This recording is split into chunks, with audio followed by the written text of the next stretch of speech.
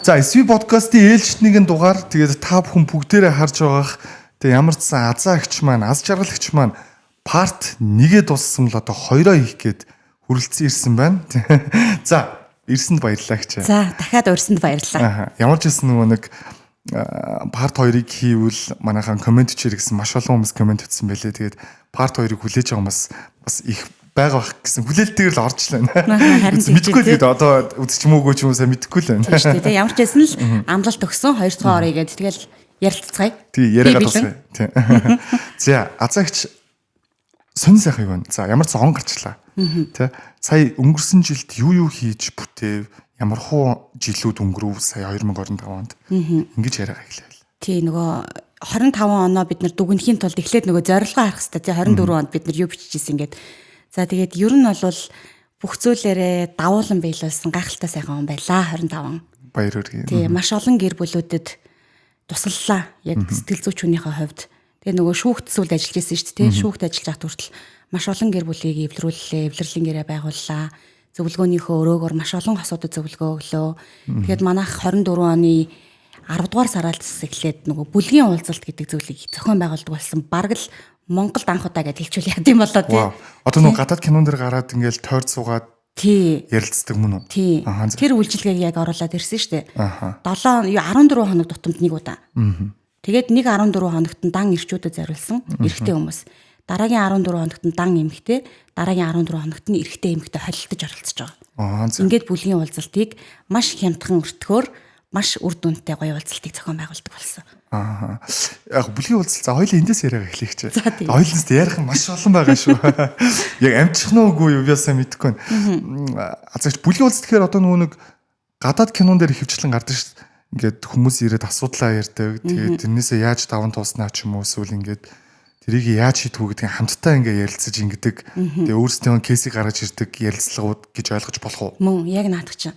Би нөгөө нэг Австралид амьдарч байхдаа тийм амар англи хэл мэдэхгүй л дээ. Гэхдээ ямар ч гэсэн нэг юм бүлгийн уулзалт болох гэж байна гэж сэтгэл зүйчийн бүлгийн уулзалт гээд тэгээ очсон байхгүй. Тэгээд ваа энэ яг Монголд хэрэгтэй юм байна гэж бодоод яг гадаадын хүмүүс шиг Европ хүмүүс шиг нээлттэй байж чадах болов яах бол гэсэн эргэлзээ байсан. Тэгээд ирээд Монголд судлаад үзсэн чинь төвүүд байлаа. Ярилцах төв янз бүрийн төвүүд. Гэхдээ тэр нь тийм тогтмол биш. Хүмүүс байнга ирдэггүй юм бэлээ. 2-3 удаа очсон. Тэгээд энийг бүр нэг юм бүр айгүй гоё болгоё гэж бодоод тэгээд эхэлсэн. За тэнд болохоор яа гэм бэ гэхээр 2 сэтгэл зүйч чиглүүлж явуулна. За тэгээд тэнд бид нар дүрмтэй. За нэг дэх дүрм болвол бид нар утас видео, зураг хийхгүй. За тэгээд тэнд хүн заавал өөрийнхөө жинхэнэ нэрийг хэлэх алба байхгүй, шаардлага байхгүй. А тэгээд нэг шүүмжлэхгүй. Чимээгүй сонсно. Тэгээд хамгийн гол нь нэгэндээ зөвлөгөө өгөхгүй. Тэгэхээр бусдад бид нар зааж чиглүүлэхгүй гэсэн үг байхгүй. Зүгээр тэр хүний сэтгэл дотор юу байгаад байгаа? Юуг давж туулж чадахгүй байгаад байгаа юм? Эсвэл юуг даваад туулсан тэрийгэ бусад хүмүүст та нар миний энэ арга замаар даваад туулаарай гэсэн зүйлсийг яриулах гэж юм бүлгийн уулзалтыг хийж байгаа. Ер нь хоёр сэтгэл зүйч маань бол зүгээр л чиглүүлэх л үүрэгтэй байгаа юм тий. Зөв асуултыг асуун тий. Яриан дундаас зөв асуултыг асуун. Тэгээ дараагийн хүн лөө яриагаа шилжүүлнэ. Зөвхөн бид нар ингээд хажуу талаас чиглүүлээд харах л үүрэгтэй. Тэрнээс бид нар яг тийм сэтгэл зүйн зөвлөгөө өгөхгүй зүгээр л хамгийн тухтай, хамгийн найдвартай, аюулгүй орчинд ирээд хинт ч ярьж чадахгүй байгаа зүйлээ л ярьдаг гэсэн үг. Бүлгийн уулзалт ингээ хийгээд эхэлсэн чинь за гадаадууд ямар зорилгоор хийдгийг сайн мэдэхгүй л байна. Магадгүй сэтгэл зүрхээ удлах ч юм уу, тиймэрхүү зорилгоор хийдэг ч юм уу. Монголд ингээ хийгдээд яг хэрэгжээд эхэлсний дараа үр дүн нь юу вэ гэж? Үр дүн нь бусдын жишээн дээрээс, бусдын кейсэн дээрээс хүн маш их зүйлийг ойлгодог. Алдаад үзсэн юм байна. Би ингээд алдсан юм байна. Тэгээд нөгөө бугалцсан байгаа зүйлсээ бусдад ярихаар тэр хүн хөнгөрдөг. Тэгээд тэнцэнээс бид нар уюун тул сэтгэл зүйч байгаа байлаа те тэр хүнд урам зориг өгнө, өөртөө итгэх итгэлийг биелүүлнэ. Нэг юм сэтгэл дотор юм жижигхэн дөл байдаг. Хүний сэтгэл дотор дандаа юм дүрлэлсэн гал эсвэл нэг бүтгэн дөл байгаа шүү дээ. Тэгэл тэр жижигхэн дөлөө унтраахгүй тулд хаана боломж байна? Надтай адилхан хүн хаана байна? Намайг сонсох хэн байна гэдэг зүйлийг хайгаад явж байгаа хүмүүс л ирдэг газар гэсэн үг. Тэгэхээр яг нөгөө нэг зарим хүмүүс болохоор нэг юм арчаагүй, дорой ийм хүмүүсийн цугладаг газар эрэгтэй хүмүүсийг чи ингэж өөгшүүлж гин гэж намайг тэгээд байгаа байхгүй. Гэтэл үгүй шүү дээ. Хүн болгон сэтгэл зүрхтэй тий. Би өнөөдөр хүүгээж хайрлна, охинооч хайрлна. Тэрнтэй адилхан тэр анхаас нь том залууч гэсэн зүр сэтгэлтэй хүн байгаа шүү дээ. Тэгэхээр ер нь бол нэг юм тийм арга замыг хайх гэж хаана хинт хандхаа мэдэхгүй байгаа хүмүүсийн л цуглардаг газар. Үнэхээр урд үнэтэй тэндээс гарч байгаа хүмүүсийн нүдний харц, царайны өнгө ямар гоё ялдаг гэж санана. Үнэхээр гайхалтай. Тэрийг хийгээд сууж авах уулзалт дуусгаад тэр хүний өөрчлөгдөж байгааг харахаар надад бүр үнэхээр гоё байдаг. Nice. Яг за одоо яг бүлгийн уулзалтын талаар ч асуух юм маш олон байгаа боловч чинь ингэж сууж. Бүлгийн уулзалт зохион байгуулалтаа түнгүүд очие гэж бодсон боловч маш олон хүмүүс яг энэ зориг нь өрөхгүй ч юм эсвэл нэрэл сул доройчдын газар гэдэг ойлголттой байж магадгүй те. Хүмүүс олон байгаа. Тэр хүмүүстэй хандаад хэлүүлэх хүчлгүй. Зүгээр л хүрээдэр. Тэ чи нийгмийн ямар нэгэн хэмжээс цензурт хүрэх алба шаардлага ерөөсөө байхгүй. Тэ чи өнөөдөр зүрх сэтгэлдээ толгойч дотроо бодолтой сэтгэл дотроо эмзэглэж байгаа зүйлтэй л бол хинээс чичгүй хүрээдэр. Энэ хорвоо дэлхий дээр чи ганцаараа зовж, чи ганцаараа сэтгэл готролд орж, чи ганцаараа стресс, депресс, чи ганцаараа араараа тавиулж тэ чи ганцаараа архинд орж, чи ганцаараа мөрөөдөд тоглож байгаа хүн биш байхгүй. Чамтай адилхан асуудалтай зөндөө хүмүүс байгаа. Тэдний л нэг нь чи байна. Тэр зүгээр зориг гаргаал хүрээдэр. Маш өндөр хандлттай байдаг манай тэр рилүүд орж харсан бах тий. Бүр ингээд бүр амар өндөр хандлттай 150 200 комменттэй хэрнээ хідэн хүн ирдэг гэж бодож байна. 8 хүн л ирдэг. Ерөөсөө. Тэгсэн хэрнээ над руу хичнээн залуучууд хичнээн бүсгүүчүүд чадчихдаг гэж бодож байна. 200 300 гараа чадчихна. Очмоор байна мэдээлэл авъя. Гэхдээ хинд ч зориг байдгүй. Зүгээр л хүрээдэр. Чамд үнэхээр асуудал байгаа бол над дээр хүрээдэр тий. Тий зүгээр л надтай тэгэл над дээр хүрээдэр. За ер нь яг нэг бас танаас яг асууя гэж бодож ирсэн юм. Хоёлаа нэг рил тастаад оруулсан чи тэр маань маш их одоо хандлтыг авсан тий. Тэнгүүд зүгээр яг тэр рилээс болоод одоо чинь зөвхөн эрэгтэйчүүдийг өмөрөөд байна гэсэн ингээд эмэгтэй хүмүүсийн комент айгүй их байсан тий. За бүр хоёлын энэ бүр илдвэр хийсэн ч хүмүүс ээ. Тэгээд ер нь гэхдээ идэж илдвэр хэлүүлэх ямар байна гэж. Эхлээд хараа би нөгөө нэг гэр бүлийн радиод ажиллаж байгаад нэг рил оруулсан. Хөгшин эмэгтэйгээд тэр нэлээд ахмад насны эмэгтэй жоохон залуугийн толгойг эргүүлээд ингээ явуултсан байгаа байхгүй. Тэр нь 5 хүүхэдтэй эхнэр хүүхэдтэй эмэгтэй байсан. Тэгээд тэрний загтал ирээд би анх рилээр оруулаад тэгээд тэр бүр үнэхээр өндөр хандлт авсан. Тэгээд би үнэндээ 3 хоног орноосоо босч чадаагүй. Би сэтгэл готролд орсон. Бүр монголчууд нэрээ хүнийг нэрээ хамгийн муухай үгээр хэлж хүнийг үнэхээр байхгүй болгох юм байна гэдгийг би тэндээс ойлгосон. Тэгээд тэрнээс хойш уушлаараа би яг үнэндээ муухай комент уушгаа болцсон. Одоо дархлаатай болсон гэж. Дархлаатай болсон. Тэндээс юу асуух гэсэн бэ гэхээр чинь нэг хүмүүс хоёулынх нь яриг бүтэн үзээгүйж тэнд зөвхөн нэг цаг гарan эргэжтэйчүүдийг өмөрсөн талаар юм ярьсан юм шиг хүмүүс юм бичээд байгаа хэрэг. Яг бүтэн үзвэл тэнд чинь эмгтэйгийн байр суриас тийм байгаа тий. Эргэжтэйгийнх нь юм байгаа гэдэг ч юм уу. Маш олон зүйлс байгаа шүү. Тийм болохоор манайха энэ подкастыг үзчихлээвэл өмнөхийн нэг ороод үзчихээрээ тэгээд энд битээр зөвхөн эргэжтэй хүний талаар нэгтлийг барьж яриаггүй гэдгийг яг энэ дэр хилчмээр байсан юм аа. За азаагч хоёулаа өнөөдөр ялангуяа хосын харилцааны талаар өмнө ярьсан боловч өнөөдөр жоохон гүнзгий орё гэж бодлоо. За магадгүй бүр илүү секс харилцааны талаар гардаг тоглолтлууд юу вэ? Яагаад араар тавилт үүсдэг вэ гэдэг ч юм уу те. За мөн дээрэс нь яг хоёулаа өмнө нь бол хальт ингээл яриад өнгөрсөн те. Яг үнэхээр бие биендээ хайргүй болсон хосууд олон хүүхэдтэй байсан ч хамаагүй салахын зөв үү эсвэл эвлэрхэн зөв үү гэдэг ч юм уу энэ талаар ярих гэж бодлоо. За асуултаа ингэж эхлэдэг үлдэн. Хамгийн их одоо салж байгаа насныхан ямар насны юм? Салж байгаа нас би түрүүн бас ярьж ирсэн. 21 наснаас эхэлчлээ. 21 настай хүүхдүүд ч одоо 2 настай, 3 настай хүүхдтэй болоод эхэлсэн байна. За тэгэхээр 21 наснаас эхлээд 58 насны хүмүүс салж байна. За энэ дундаа 28-аас 40 насныхан хамгийн их салж байна бүр. Тоо бүр маш өндөр. Асуудал нь юм даа. Асуудал маш олон зүйл байна. Маш олон зүйлээс болж салж байна. За одоо энэ хараа уул уурхай одоо энэ далд уурхай замын компани тий иймэрхүү нэг 14 хоногоор ажилдаг ийм ээлжийн ажил хийдэг хүмүүсийн арга гэр маш их салж байна. Нэг номерт ерөөсөө энийг хараад байгаа. За 2 номерт гэх юм бол энэ мөрөөдөө тоглоом гэдэг зүйлээс залуучуудаа хол яваач тий. Эннээс болоод гэр бүлээ эхнэр хүүхдээ алдж байгаа салалт маш их байна. За тэгээ 3 дахь асуудал болохоор л нөгөө гэр бүлээс гадуур харилцаа. За тэгээ 4 дахь нь санхүүгийн асуудал. Тэгээд за яг юм 5 зүйлийг би хараад байгаа салтан дээрээс нэг нь болохоор нөгөө алсын зайны харилцааг явуулчихж байгаа. Хол тустай амьдрах, хол тустай ажиллах. Нэг ихнэр ч юм уу гадаад явчихдаг, нөхөр ч юм уу урахаар явчихдаг. Тий, уурхаад ажиллаждаг тий. Эннээс болоо салдуулж байна. Санхүүгийн хувьд байна, мөрөөдө тоглоом байна. Араар тавилт буюу гэр бүлээс гадуур харилцаа, тав дахь нь бол ерөөсөө нэг нэгээ танихгүй байна усуд. Таньж мэдхгүй. Надад таалагдахгүй байна, болохгүй байна, салъя гэдэг үгтэй ерөөсөө ийм 5 шалтгаанаас олж салж байна. За хоёлаа бүх гэсэн дэр нэг задлаа ярэ. За эхний асуудал алсын харилцаа, хол цайны харилцаа гэж байна те. За яагаад хол цайны харилцаанаас салаад байна? Яг юунд болохгүй байгаа вэ?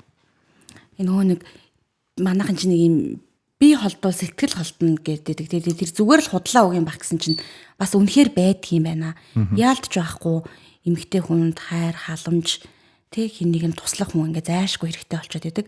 За эрэгтэй хүний хувьд ч гэсэндээ нэг юм хайрлуулах хэрэгцээ байна шүү дээ.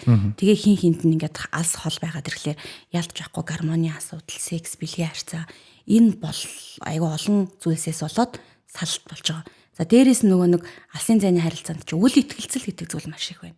Нэгэндээ ерөөсөө итгэхгүй байна. Чи ингээд шаваад авчлаа, чи тэрнтэй уужидээ авчлаа, тэр чамайг тэнтэй байна гэж, энэ чамайг энд байна гэж. Дандаа нөгөө нэг 3 дахь чит гэдэг юм хийд юм хэрэггүй ярианаас болж бас хосуу салдаг. Ийм шалтгаан. Алсын зайны харилцаан дээр. Тий. Алсын зайны харилцаан дээр бол энэ. Энд одоо нөгөө та түрүү ярьлаа шүү. За мэдээж ийш тийшээ. Одоо манай монголчуудын бол нөхөр нь амьдралаа усгийгээ солонгос явчихдаг ч юм уу те. Эхнэр нь за ингээд нэг сурч мэдээд ирээгээл Австрал, за Америк хаашаа явчихдаг. Эднэр орж байгаа бох. За хоёрт нөгөө нэг одоо сая нөгөө нэг өнгөрсөн дугаарт нөгөө маскын ганц зөриг ах орсон. Тэгээ тэр ахс ярьжлээсэн л та. Ганц зөриг ах. Яг нөгөө нэг бодит кейс ярьсан бохгүй. Нөхөр нь ингээд уурхаар явчихдаг те. Тэгсэн чи эхнэр нь бүр амьдрал зохиоцсон байсан гэсэн ч тийм. Иймэрхүү асуудлууд бол адилхан байгаа. Орж байгаа гэсэн үг тийм. Тий, орж байгаа. За, хоёр дахь асуудлын хувьд. Юу гэлээ? За, энийх алсын зайны харилцаас хоёр дахь нь. За, нөгөө нэг юу мөрөөдө тоглоом. За, мөрөөдө тоглоом. Энэ амар том сэдв. За, энийг бүр хоёул ярмаар байна. За. Мөрөөдө тоглоомноос дандаа эрэгтэйчүүд байгаа юм уу? Тэнд бас эмэгтэй хүн байгаад байна уу? За, тэгэхэд яагаад мөрөөдө тоглоомд ингэж ороод байна? Тийм. Тэндээс л ямар эрсдлүүд гараад байна гэсэн. Яг тэ нөгөө нэг манай нийгэм чи угаасаа л эрчүүд юм уу муухай юм ил тодл байдаг шүү дээ. Эмэгтэйчүүдийн даалтал байдаг тий. Тэгэхээр эрчүүд мөрөөдө тоглоом тоглоод байна, алдаад байна гэдэг байгаа боловч тодорхой хэмжээний эмэгтэйчүүд ч гэсэн адилхан байна. Эхнэр нөхөр хоёулаа нийлж мөрөөдө тоглоод эхний ээлжинд мөнгө хожоод тэгээд 300 сая төгрөг ах хичээсээ зээлж аваад эхнэр нь ингээ харж байгаад хоёлаа цуг алдчихингуудаа нөхрөөгөө мөрөөдө тоглоом тоглоод юм алдчихлаа гэж шүүхт өгч байгаа хүмүүс ч байна.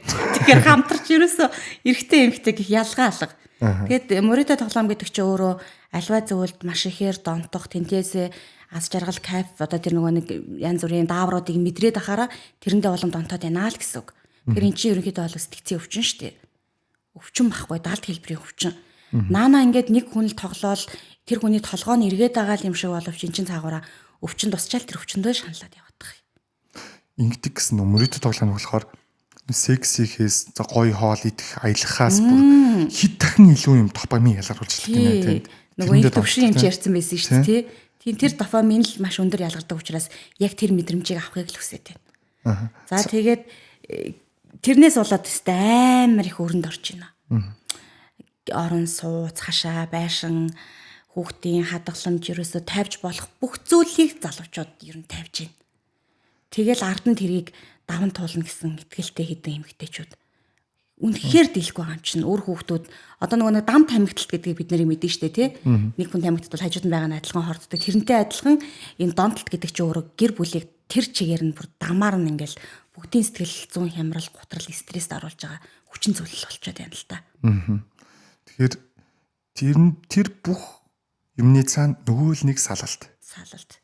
Яг би нэг юм кейс ярьж байгаа л да. За. Одоо 28 настай гэр бүл болоод 9 жил болж байгаа.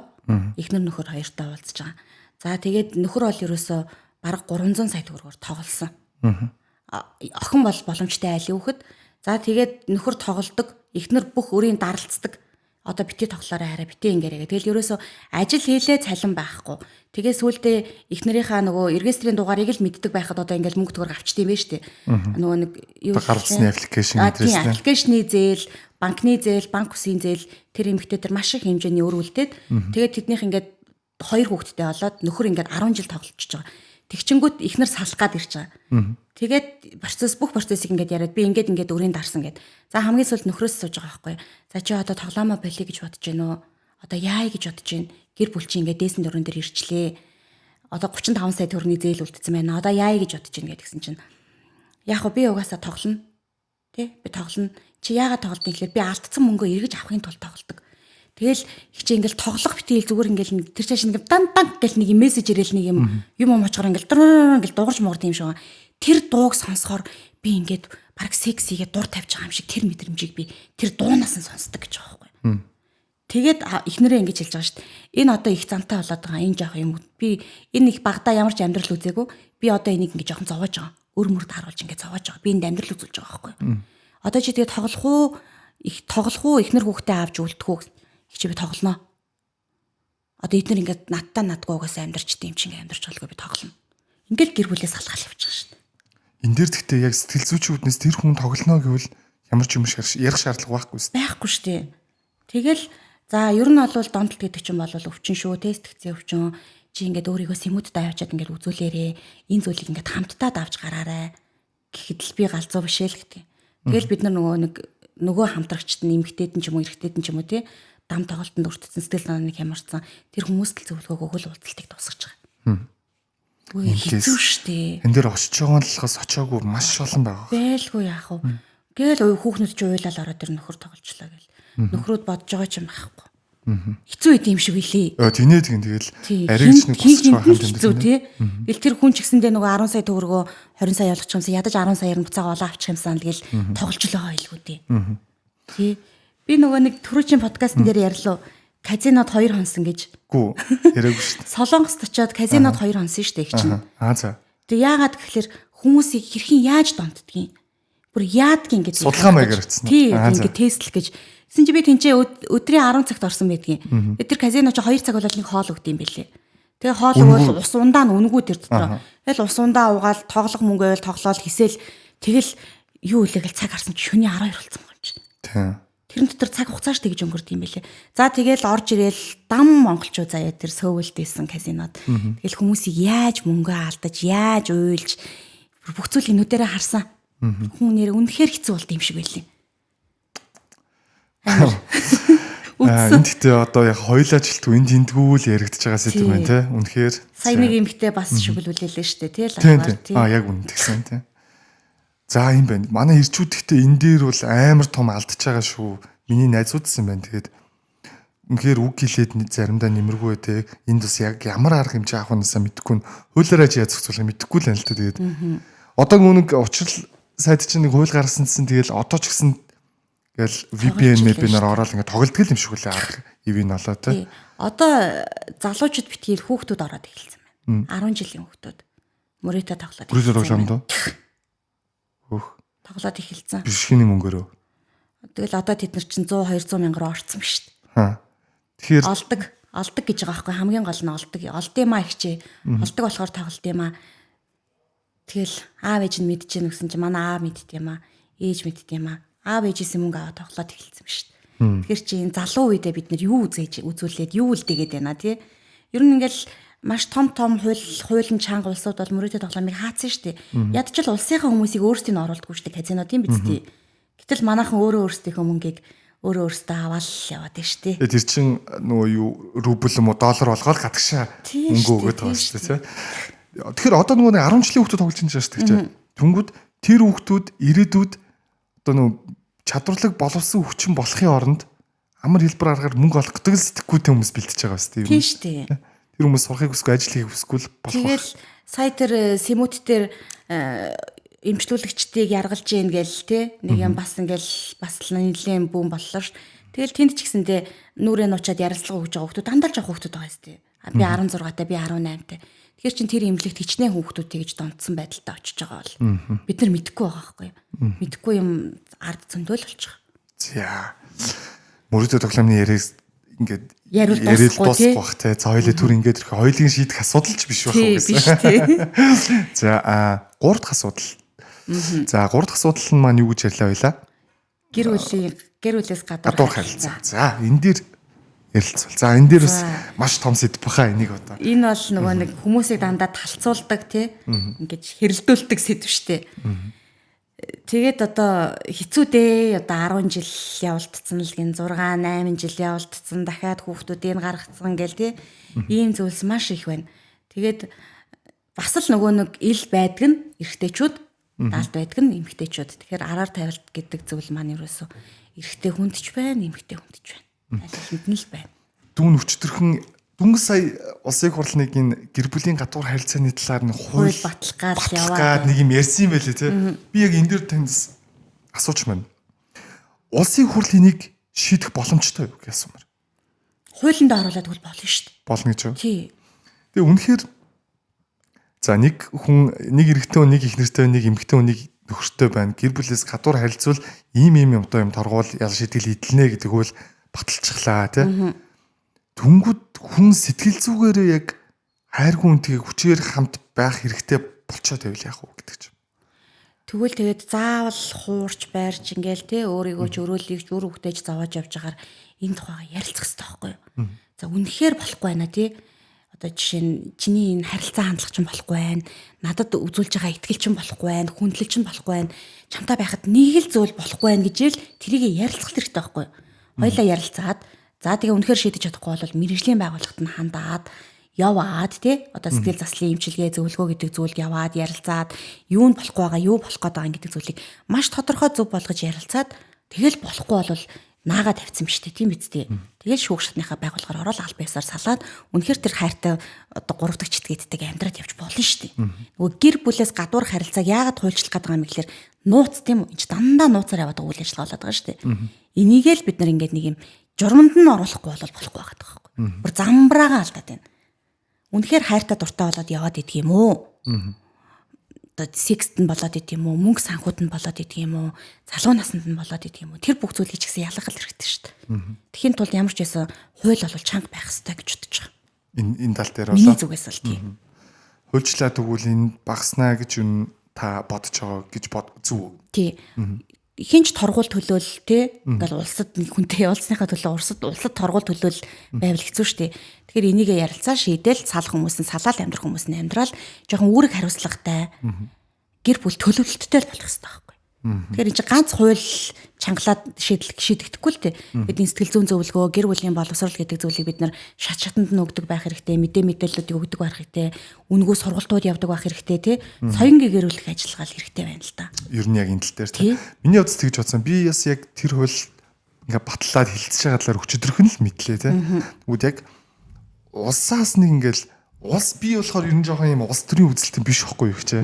Би бол аль болох ингээд хувийн ившлүүдийг дэмждэг иймэрхүү төрлийн юм. Тэнгүүд улс ингээд юм болгонд орох гээд байгаа юм шиг. За ялангуяа ингээд гэр бүлийн харилцааны дундуур орох гээд юм ярьж ин да энэ бүрстэй шал хэрэггүй юм ярьж ин да гэж миний хувьд бол өчтөр бодсон.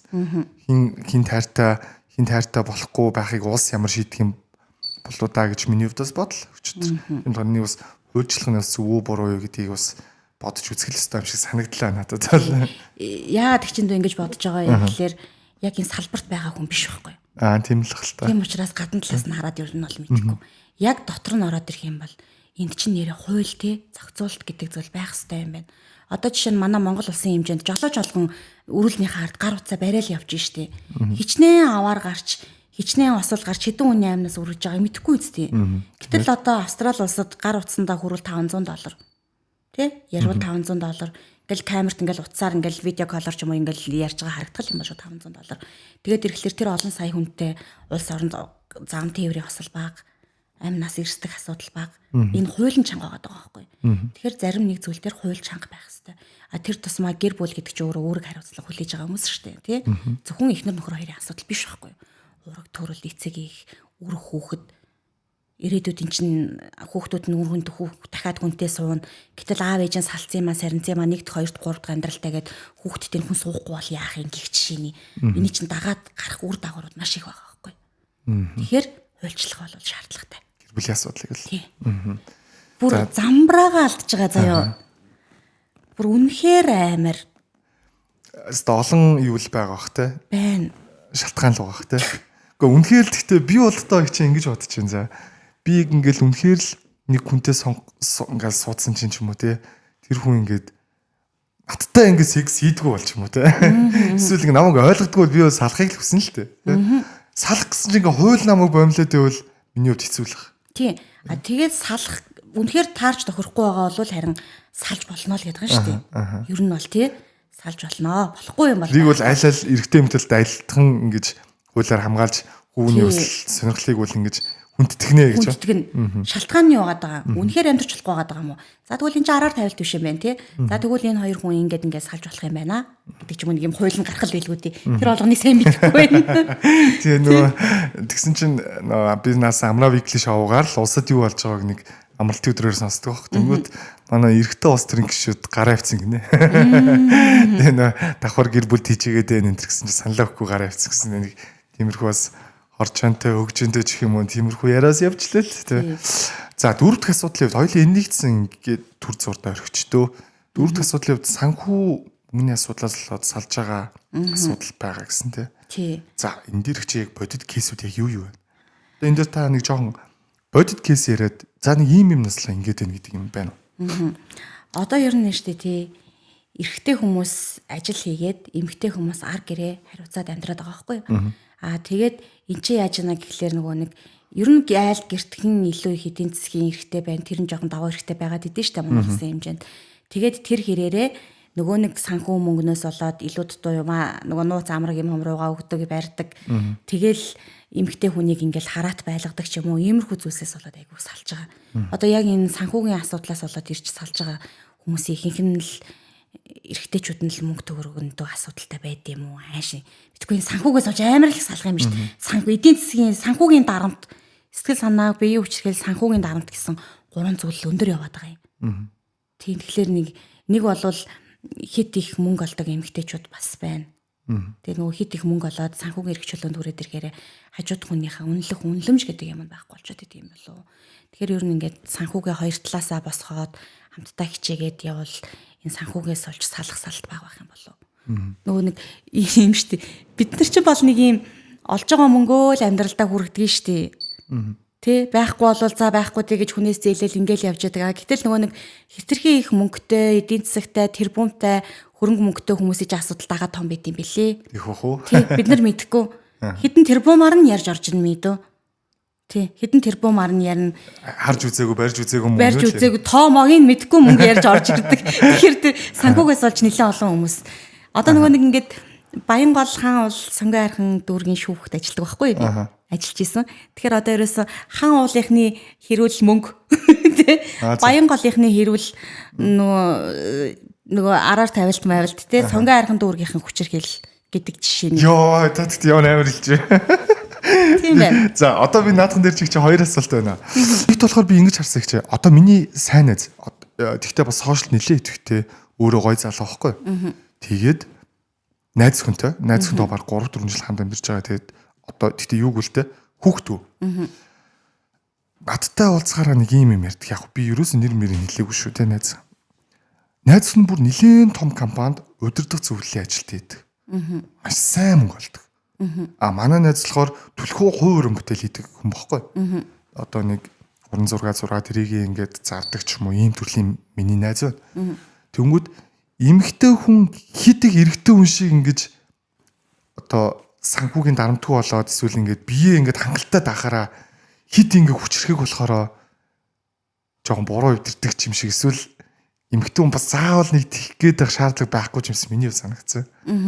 Ер нь одоо ингээд манай найз цыг ерөнхийдөө бас ингэж хордог, цагддаг тий. За бүр ингэж ажил хийхин болиулдаг, сошиал идэвхтэй байдлыг ингэж хордог мордог ийм төрлийнх болцсон байхгүй. Би чамд гоё машин аваад өглөө. Эмэгтэй хүн гэж хэлж шээ. Би ч гоё машин аваад өглөө. Чи ингээ манад гоё тухтай амьдарч болж байна те. Чи чамд юу бүх юм байна.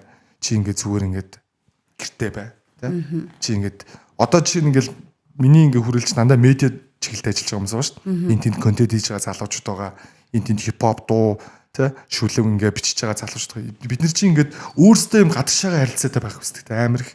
Хавд өдөр болгон ойр уулзаа нэг пив уудаг ч юм уу. Ингээд харилцаатай байхыг хүсдэг хүнийг бүр шал өөр болох гэдэг байна. Тийм болохоор би эмэгтэй хүн бас хит их хараат бус байгаад хараа жоохон тийм юм болоо та гэж судлаа. Энэ тал дээр таны бодлоо. Нөгөө нэг за яг наад эмэгтэй гэж хувьд нь штэ тий. Хайрын хил нь бол олох хэрэгтэй. Тэгээд хайрын хил нь болохоор магадгүй ингэж чанартай цагийг хамт байлгах, халамжлах тийм хайрын хилтэй хүн байх.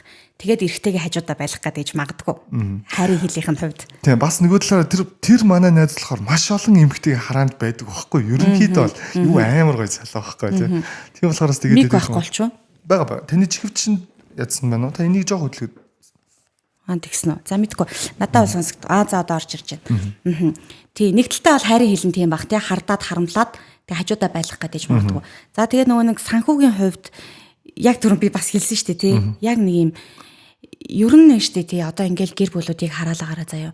Ер нь нэг юм амьдрал боломжтой болоод ирэхээрээ эмгтэй хүн илүү мөнгөтэй болоод ирэхээрээ юу гэж боддог вэ гэхээр би энэ нөхөртэй нөхөргүй амьдрчиж чадна гэсэн бодолтой болоод сал хөргөдлийг бас айгүй их өгөөд байгаа. Би яг наадах чинь л сууд. Тий, яг тийм тохиолдол зөндөө байгаа. Тэгэхээр бас нөгөө нэг юм хэмжээ хязгаараа мэддэг. Тэгээ юмыг нэг юм зохицуулдаг, нэг юм баланс, альва зүйлийн балансыг барих, тэнцвэртэй байх гэдэг зүйлийг л анхаарах хэрэгтэй юм болов. Тэгээд амар хөнгөтэй болчихороо яа тийм мэдэхгүй л байна л та. Тэгэхээр хацаагч одоо яг энэ шүү дээ. Та дүнсээ хэллээ. Имэгтэн би ингээ бие даахад ингээ чадвал эр хүнээр ч яах вэ гэдэг үг бүр мооч болсон байна. Мооч болсон. Хөөе одоо тэгж яриад байгаа имплюс рүү хүртэл байж штий. Энэ юу яг югс юу л төвэ гэдэг шүү тий. За одоо нэрийг хэлжүүл бас ингээл бүл идэл намайг ороод ирэх бах тий. Нэг ийм амар бизнес гэдэг амар олон дэлгүүртэй нэг ийм эмэгтэй байна. Монгол эмэгтэй. Тэр хүртэл саяхан ярьлаа штий. Бүсгүүчүүдээ та нар хүчтэй бай, зоригтой бай, чадaltaй бай, орлоготой бай, мөнгөтэй бай. Тэгхийн бол та нарт нөхөр хэрэггүй. Юу гэсэн үг юм бэ? Эмэгтэй хүн өнөөдөр мөнгөтэй байлаа гэд өвдөөд ирэх юм бол хин хажууд нь байх юм. Даарж байгаа хүнжилт нь хин хажууд нь байх юм. Хин тэр хүнийг халамжлаад тордоод ханийн жаргал гэдэг зүйлийг идлүүлэх юм мөнгө юм уу? Үгүй шүү дээ өнөөдөр. Тэгэхээр ингээ мянга мөнгөтэй байлаа гэд бүх юм болчдөг зүйл биш гэдгийг бас хэлмээр байгаа. Тэгээд эрчүүд ч гэсэн ялгаагүй шүү дээ. Ер нь л бол жоохон мөнгөтэй бол нэг залуу их нартай болохоол нэг ингээл тэ жоохон охтууд руу ингээл 5-10 төгрөгөө өгөөл ингээл яваал идэг шүү дээ. Явдаг. Бүсгүүчүүд ч гэсэн тэрнтэй адилхан байхгүй юу? Яг адилхан. Тэгэл нэг мөнгөтэй нэг атахан залууг ингээл мөнгөөрөө хажуудаа байлгачаал тэрийгээрээ далаалгаал мөнгөөрөө боогол байж байгаа эмэгтэйчүүд зөндөө. Тэг яг энийг бас нэг моочиг болоод байгаад миний бас жоохон эмзэглсэн ч юм уу те. Яг гоо тэр хүн ингээд гоё бие гоё аваа яваад өөрийгөө ингэж хангалттай ингээд санхугаас хамааралгүй болгочоод ингээд байгаа нь гоё боловч л те. Хүмүүс эмэгтэй хүмүүсийг гоё та нарын хичээ мчээ гэж байгаа нь гоё байгаа боловч эрэгтэй хөнгүүгээр амьдралыг ингээд төсөөлүүлэх гээд байгаа нь жоохон эмзэглүүлмээр санагдсан надаа. Тэгээд одоо нөгөө яалтч байхгүй эмэгтэйчүүд маш өндөр боловсралтай болсон. Хэдэн хэлээр ярьдгийн яадэ эдийн те гадаадд руу явцсан сурцсан маш өндөр боловсралтай болчоод ирэхлээр зарим тохиолдолд манай эрчүүд жоохон гологдоод байна уу да гэдэг зүйлийг бас хараад байгаа. За тэгээд эрчүүд маань тэгэл зарим тохиолдолд нэрээ эрчүүдээ олигтойхон байгаа ч гэж хэлжмээр санагдаад байгаа байхгүй тий амар хүлцэнгүү дорой нэг юм эрэгтэй хүн шиг шийдвэр гаргаж чадахгүй эмэгтэй хүний үгнээс гарч чадгаа болцсон бүр нэг атханд нь орно базуулна гэж яриад байгаа шүү дээ сүүлийн үед тийм болчиход байгаа байхгүй. Тэгэхээр чин тийм эрчүүд чин эмэгтэй хүмүүсийн хажууд дөрөөл харагдана шүү дээ. Тэгэл эрчүүд тийм болоод ирэхээр магадгүй эмэгтэйчүүд арай илүү левел агсан, арай илүү яриа өрөөтэй, арай илүү мөнгөлөг тийм хүмүүсийг хайгаад яваад ич бас магадгүй. Өөрөөсөө арай хүчтэй ч юм. Ер нь тийм бидтэй эмэгтэй хүн чин хүчрхэг эрэгтэй хүний хажууд тэр хүний хамгаалтанд байснараа эмэгтэй гэдэг зүйлээ илүү мэдэрч явах хэрэгтэй байхгүй. Тэгэхгүй эмэгтэй хүн өөрөө хүчрхэг болоод ирэхлээр хамт амьдарч байгаа залууд орой санагдаад улам илүү хүчтэй хүнийг хайгаал явчих. Яг үнэ тий. Ялангуяа бүр их чи ингэдэг нэ дэлхийн энэ бүрний судалгаа гэдэг нэ. Дэлхийн хүн амын баг эмэгтэйчүүд 80% нь им агрессив шийдвэр гаргадаг эрэгтэй хүнд дуртай байдаг. Эсвэл өөрийн мэдлэгүүд татагддаг гинэ. Магадгүй ингээд за яг хоёлаа ингээд суудсан гэр бүлүүд байлаа гэж бодъё чи тий. Тэнгүүд та надаас илүү мөнгө олдог санхүү эрчлэнд хүрсэн хүн байлаа. Би болохоор үгүй ч гэсэн миний гаргаж байгаа агрессив шийдвэрийг хүлээдэг ч юм уу эмэгтэй хүн бүр биологоосоо тийм гинэ. Тэнгүүд бас тийм байх гэдэг болохоор манайхаа илүү чи мөнгө олдгоо байсан ч олон тэгээд зүгээр гоё өөртөө ихтэй эр хүн шиг байгаарай л гэж хэлмээр байна да тий. Би ч гэсэн тийм эрэгтэй хүнд айгу дуртай юм байж шүү дээ. Ганцаараад байгаа байхгүй юу. Тэгэхээр ер нь л нэг юм зоригтой шийдвэр гаргадаг зарим тохиолдолд загнадаг тий. Нэг юм үг хэлцдэг тийм хүнд бас эмэгтэй хүмүүс айгу тийм дуртай байдсан болов уу гэж одоо энэ олон бүлгийн уулзалтан дээр хараад байна. Эмэгтэйчүүд ирээл уулзаал ярихаараа гэдэг байхгүй. Манаа нөхөр ч одоо тэгэл нэг юм аахар шаахарх юмд оролцоол жижиг сажиг хэрүүлээгээл хүүхдийн ингэж тэгэж гэл ингээл гэтэл яг үндэ өнөөдөр бид нар тийм эрхтэй хүнд дургуй штэ. Биднийг хаяа зэмлждэг те. Ямар ч байсан биднээс ийм илүү хүндэл дуртай л гэж ярьд юм билээ. Тэг яг үнэ. Тэр өстэй яг үнэн баг те. Тэр бас манай эрэгтэйчүүд энийг бас бодох ёстой цаг нь болцсон бахаа л гэж бодсон. Тэгвэл нэг юм эрэгтэйчүүд Монгол эрэгтэйчүүд нэг юм Монгол эрэгтэйчүүд тийм гэдэг үгнүүд мод болоод байгаа шиг биднэрт бас баг зэрэг асуудал байж магадгүй бах уу? Байгаа тий. Тийм. Нөгөө нэг дээр үеэс л бид нарыг нөгөө нэг та нарыг эрэгтэйчүүдийг эмэгтэй хөвгт зодож болохгүй, эмэгтэй хөвгтийг ингэж болохгүй л гээл тий. Эмэгтэй хүнд хатуу үг хэлж болохгүй гээл яриал яваал гэсэн тэгэл яг одоо жишээ ингээл харал та. Ер нь бол эрчүүд жоохон дорой, эмэгтэйчүүд жоохон толгойн дээр нь гарчих гад зарим тушаасан. Тэгээд арай илүү мөнгө олоод ирдэг болохоор хэцүү л болчих. Гэтэ зарим эмэгтэйчүүд шүү бүгдээрээ биш тий. Яг үнэ. Яг ингэж хэлэх хэрэгтэй айгүй хэрэгтэй байл шүү. Яг яриа хоолны дундаа нөгөө нэг ворд дээр юм шивж байгаа сэв гэдэг шиг тий. Зарим эмэгтэйчүүд, зарим эрэгтэйчүүд юм шүү бүгд биш тий. Яг үнэ. Тэгвэл стойло бүгдийг ярьж байгаа юм шиг л залуусан шүү тий. Яах вэ тийм бол. Мундаг явж байгаа гэр бүлүүд мэдээ зөндөө байгаа хэ тий. Би одоо асуултаа ингэж юм өгч байна. Гэр бүлийн ажиллагаа нь одоо харилцаанд доктортой явж байгаа, амжилттай явж байгаа, сайхан амьдарч байгаа хүмүүссэн яг энэ сэтгэл зүйн зөвлөх авдаг юм л. Тэгж ингэж баланслж явдаг. Яадгүй. Тэгдэг. Яг баланслж явдаг. Асуудал болохоо байх гад ирсэн үед сэтгэл зүйчдэр очиод тэрнээс хоошоо сэтгэл зүйчд хандах хэрэгтэй юм байна гэдэг зүйлийг ярилцаад үгүй болвол тэнцэнээс нэг курс 8 удаагийн зөвлөгөө уулзалтанд ороод ирэхэд тэр хүн чинь нэг юм гэр бүлийн хосын харилцааны боловсралтай болчихж байгаа шүү дээ. Тэгээл явцдаг. Тань дээр нэг удаа ороо гараад гарахад за нэг юм левел ап ахаад те. Хоёр дахь удаа тэр хоёул одоо энэ дээр нэг ярьж тэр хүн ингэж ярьсан шүү. Одоо хоёул ингэж ярилцах хэрэгтэй юм гэдэг ч юм уу. Яг ингээд гэр бүлийн харилцаа нь улам батчаад ингээд явж байгаа хүмүүс маш их байт юм билээ. Тийм болохоор заавал асуудал гарах гад эсвэл нэгнээс уудаад салах дээр тулахаараа сэтгэл зүйчдэр бас очдөг гэсэн манайхаа ойлголтоос болоорой. Сая нэг эрэгтэйчүүдийн бүлгийн уулзалтан дээр нэг залуу ороод ирлээ.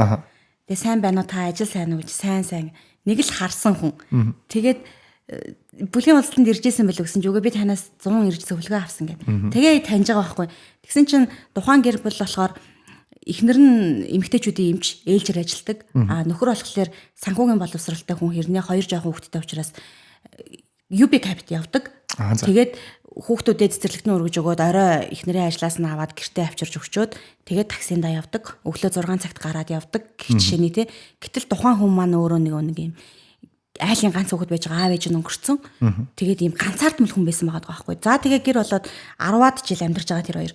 За бүр яг салах дээрээ тулцсан. Тэгээ яагаад гэсэн чинь нөгөө залуу архинд орцсон, мөнгө олохоо болцсон, өөртөө итгэлгүй болцсон. Тэнгүүд ихнэр тэрнээс залах нь штэ.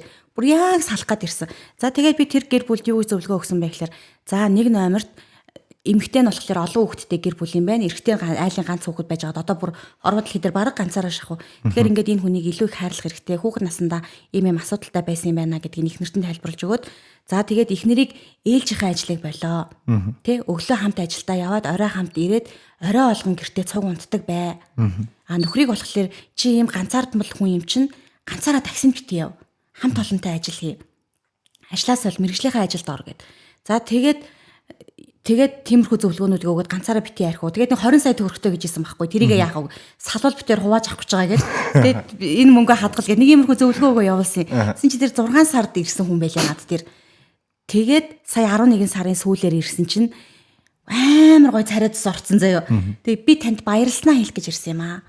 Баярлалаа илэрхийлэх гээд тэгээд над чиг ийм асуудалтай залуучууд байвал та нар надаас миний алдаанаас суралцаарай гэж хэлэх гээд ирсэн ингээд. Тэсэн чи нөгөө залуу чинь нэгтлэнгийнхээ ажилд орсон. Эхнэр нь ээлжийн ажлаасаа гараад өдрийн ажилд орсон. Тэгээд сая 100 байж тээ 7-8 сард Монгол улсыг бүтэн тойроод аялаад тэгээд нөгөө 20 сая төгрөгөө 40 сая төгрөг болгоод ирсэн гэсэн шүү дээ. Гоё юм тий. Тийм гих жишээний ингээд үр дүнгууд айгүй хэрдэг. Тэр бол үнэнхээр гоё. Nice. Тий. Тэгэл 5-6 удаагийн уулзалтанд ирээл бүр үнэхээр нэгийг хайрлага болцсон байсан хүмүүс хүртэл бүр шаал өөр болдгий шүү дээ. Ямар гоё гэж санана. Нөгөө нэг 8 сайн чанараа харахгүй байж 2 муу чанараа хардаг. Тэгэл нөгөө харцсан хоёр муу чанараа тодруулаад яваад тахлаар нөгөө хүнийхээ үнд зүйлийг, сайн чанарыг, хайрыг харахад болчиход байгаа байхгүй. Тэгэхээр нэг жижигхэн ч гэсэн нэг юм сайн зүйл байгаа л тэрийгээ л тодруулаад хараад ах юм бол хосын харилцаа засвар авахд айгүй амархан битэн шүү. Уг нь л тэ. 3 дахь житгээд орж ирээгүй хосын харилцаа бол ер нь болно доо. Яг одоо их чи 3 дахь житгээд дийн талаар би бас одоо энэ бол их чи бүр Монголд нэг ингэж амар сэвгдүүлсэн яг ингээд найзынхаа яриг сонсохоор, ах дүүгийнхаа яриг сонсохоор бүх хүн дээр юм кейс байт юм бэл. Би яг энийг тантай бүр зөвлөлтий гэж бүр маш их бодлоо. Одоо яг энийг бүс өмнө нь л энэ талаар баг яриаг юм шиг үлээ. Хоёр хос нийлж яхад хатам аав, ээж, ах, дүү гин яриа орж ирдэг. Амьдралд нь оролцдог, тэ? Заад сүлдэг. Энэ асуудлаас болоод салдаг, нийлдэг юм зөндөө байна. Энийг яаж хийдэг вэ? Энд дээр та ямар зөвлөгөө өгөх? Ер нь юм штэ нөгөө нэг хос хоёр нэг нэгэндээ итгэл баг байх юм бол гаднаас маш олон зүйлийн хүчин зүйлс нөлөөлөл орж ирдэг. Нэг нэгнийхээ үгийг сонсдоггүй байх юм бол тухайн хоёр хос маань бүхий л зүйл дээр хамтдаа байдаг нэгнийхээ үгийг сонсдог, итгэлцэлтэй байх юм бол хадмын талаас үг орсон ч хинч хүлээж авдаг. Гэхдээ манайх зүгээр нийтээрээ нэг юм эмэгтэйчүүд нэг одоо төрсөн ээжийнх нь үг жоохон хүчтэй ингээл нөхрийн нэг жоохон ингээл буруу мэлгээр тэр нь ингээд тухайн үед ингээд сонсч ирсэн боловч ингээл тэр талаар нь ингээд юу хайгаад ч өө хайгаад ч юм уу ингээд байдаг болов гэж миний хувьд хараад байгаа. Тийм болохоор нэг юм хоёр ингээ хос нийлээд гэр бүл болж байгаад нөгөө нэг ээж аавуудын үг л жоохон Монголд бол хүчтэй байгаад тах шиг нэг хараад байгаа юм би. Нөгөө аав ээж нь энэ хүүхэд тусдаа гараад том хүн болоод явцсан шүү гэдэг зүйлийг хүлээн зөвшөөрч чадахгүй байгаа байхгүй юу? Тэгэхээр монголчууд л тэгдэг юм шиг. Тийм монголчууд л тэгдэг шүү дээ. Солонгос, Европын орн чинь тийм баг байдгүй юм шүү. За Австралид бол бүр байхгүй мөлий. Суугаал явцсан бол тэгэл болоо. Тийм одоо яв гэж байгаа юм чинь тий. Байр маар олоод өчтдийм бэлээ шүү дээ 18 хөрөнгөт нь. Тэгээ явуулчдийм бэлээ. Тэгэхээр манай Монгол сэтгэхүй яг хөлөөр уламжлал тий. Тэгээл нөгөө 40 гарцсан хүүхдээ манай хүү манай охин гээл тэр ингээд л яваад идэх одоо болмоор байгаа шүү дээ ер нь. Ер нь манай ээж аваадсан юм болмоор байгаа. Тэгэл хараа амьдралд нь ингээл гурил будаа зөөгөөж орж ирээл, мах авч орж ирээл, савн шампуныг барьж орж ирээл тий. Тэгэл энэ чинь ингээд нөгөө нэг ихнэрт ч тэр нөхөрт ч тэр аль алинд нь үндэ лайны асуудал байхгүй юу? Тэр хүмүүс чинь өөрөө өөрсдийнхөө амьдралыг болгоод л явж байгаа шүү дээ. Савн бока аваад, гурил будаагаа аваад идчихэж шүү дээ, тий. Тэр болгонд нь битгий оролцоод байгаа ч гэж аав ээжүүдийг хэлэх гээд байгаа. За тэгэл байр сав авахт нь туслаад мөнгө өгчдөг заяа. Урчлагааных нь мөнгийг өгчдөг. Үгүй бол нэг охиндоо байр аваад өгчдөг. Тэгэл тэрийгээрээ өстө насан туршид нь зовоно. За тэр тусмаа энэ манай Монголын биш дээ, тий. Охин хүүхдтэй аав ээж нар ерөөс охин хүүхдэд тавьж явуулж чадахгүй байна. Тэгэл хүүхдийг харж байгаа нэрээр ирхийн, хоол унд төхүүлж өгч байгаа нэрээр ирхийн. Тэгэл нөгөө нөхрийн химлээл, сэмлээл, өө энэ ч яста ажил төрөлгүй юм байна, бандаашааж угаадгүй юм байна, аимсаж угаадгүй юм байна, аягааж угаадгүй юм байна, энийгээ ч ингэдэггүй юм байна гэл нөгөө байнга нөгөө охтуудтай хэлээл. Тэгэл нөгөө хоёрын чинь ингээ асуудал үүсгээд байгаа байхгүй. Худлуугийн мянга хэлэхэд үнэн болдог ч тийм. Ингээл байхгүй ингээл жов гисээр угаад нэг юм ан сав үүсчихдэг юм шиг байна. Тэгээд нөгөө нэг хүргэн бэрээ муулахаас өмнө өөрийнхөө хүүг охиныг хараач ээ. Тэ? Хүргэн бэрт чин асуудал биш, хүүт чин охинд чин асуудал байна уу? Үгүй бол том зургаар нь өөрийгөө хараач ээ. Хатам аавуудаа, хатам ээжүүдээ үр хүүхдүүдийнхээ амьдралд бага оролц. Үнэхээр таны хүүхдийг зодоод, хүчирхийлээд, бие махбодд нь хүчирхийлэл учруулад, үгүй болоор авраар нь тавиад ингээд байгаа зүйлийг та яг баттай харцсан бол, мэдсэн бол оролцоо. Болохгүй бол мэрэгжлийн байгууллагад нь ханд. Тэгэхгүй ингээл нэг зүгээр л байхад чинь л эн чи хизээ цалинтай болох юм, эн чи хизээ орлоготой болох юм, эн чи яагаад ажилдаа ордггүй, энэ яагаад хүүхдээ ингээ байнгын хараад идгийн, нөхөр чи яагаад ингэдгийг, ихнэр чи яагаад ингэдгийг ингээл нэг юм ахар шахар асуудал дээр орж ирээд байгаа нэр. Залуу хосуудын хувьд асуудалтай. Залуу хос битгий хэл 14-5 жил амьдарсан хүн хадам аав ээжээсээ болоо салах гад орж ирж шүү дээ. Хэцүү байгаа. Энэ их чийстэй яалчгүй ярилцсэд өмнө бах гэж би бодсон. Тэгэл одоо энэ хараа ихчнэр байна. Бүсгүүчүүдээ тий. Та нар ч гэсэндээ айлын бэр хүний нөхөр ихнэр штэ. Тийм байж ш нэг юм уу дүүгийнхаа ихнэрийг нөгөө мө бэрээ бүр байхгүй болгох юм аа. Хэдий ихчнэр нь нийлээл. За тэгэл ах нар нь байна. Та нар ч гэсэндээ хүний нөхөр хүний хүргэн бидтэй. Тэгэл очиод нөгөө мө хүргэнээ зодчихын, зогчихын, элдв үгээр дарамтлахын. Одоо энийг ерөөсө болмоор байгаа байхгүй юу? Тухайн хүн аав ээжийнхаа гэрээс гал голомтоо салгаад эхнэртэй нөхөртөө болоод явсан л бол тэр хүмүүсийн л амьдрал. Муухан умгар гэрч амьдж ирсэн хамаагүй байхгүй юу те? Ер нь бол хүүхдээ харж чадахгүй байна уу? Хичээл номондоо явж чадахгүй байна уу? Цалин мөнгөнд хүрэлцэхгүй байна уу? Ер нь бол энэ чинь өөрсдийнх нь л асуудал, өөрсдийнх нь л амьдрал шүү дээ. Яг үнэ. Би бас хичээ нөгөө талаар нь ингээд байна уу гэж бодсон заа. Энэ бас айгүй сонирхолтой юм л. Одоо ингээд та түрүү ярьж шít нэг мах аваад ордог, ингээд цайсуу, шампунь бок аваад ордог те. Ирээл хүүхдийн авч урд. Ингээд хахаар хүмүүст нэг ийм сэтгэл зүй бас бэлдээд нэг гэж боддог. Бид төр салсан чи би ээжинд очиж хөвчих юм чинь. Салсан чи би аавынд очиж хөвчих. Би танахаас хувцас аваа зайлахад бэлэн шүү гэдэг ч юм уу. Яг хос хоёрын дунд нэг иймэрхүү юм байдаг те. За би яг үнэ л манай аав хоёр бас тэгэл хэлчихдэг ус. Би чамаас гоохгүй би хүүхдүүд аваад ээжинд очиж амьдарч байна. Гэдэг сэтгэл зүйн бэлдэж өгөөд өөрсдөө гэж дүүн аюу их бодоод байгаа. Тийм шүү дээ. Одоо зарим кино зохиол төр ч гэсэн хардсан шүү дээ. Охтуудаа тий. Чи хүний ихнэр болоод явсан л бол буцаад яв. Уйлж унжиж битгий ирээдээ. Ер нь бол тийм биз дээ. Тэгэл гүүгээл очдог, нөгөөдөл нь тосоол авдаг. Одоо хүний ихнэр бол яваа, нөхөр бол яваа л гэдэг л байх хэрэгтэй. Ийм кейсүүд бүр зөндөө. Тэгэл нөхрүүд хараад тэр зүйлээс үнэхээр залхдаг заяо.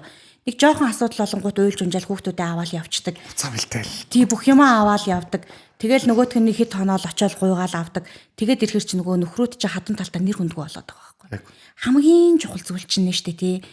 Эхнэрч бай, нөхөрч бай, хоёр талдаа, хоёр талынхаа аав ээжэд ах дүүст нэр хүндтэй байж амьдрал цаашаа ихтгэлцэл дээр явдаг байхгүй юу? Яг үнэ тий. Тэгэхгүй ингээл өөрийнхөндөө нөхрийгөө эхнэрийгээ муулаад нэр хүндгүй болгоод ивэл хос хоёрын асуудалд сэв суугаал эхэлнэ. Танайх нь намайг үнэлдэг юм уу, чи намайг үнэлдэг юм уу гэж эхэлнэ шүү дээ. Ийм ирүүл бүр маш их байдаг баха тий. Танайх нь намайг үнэлдэг юм уу?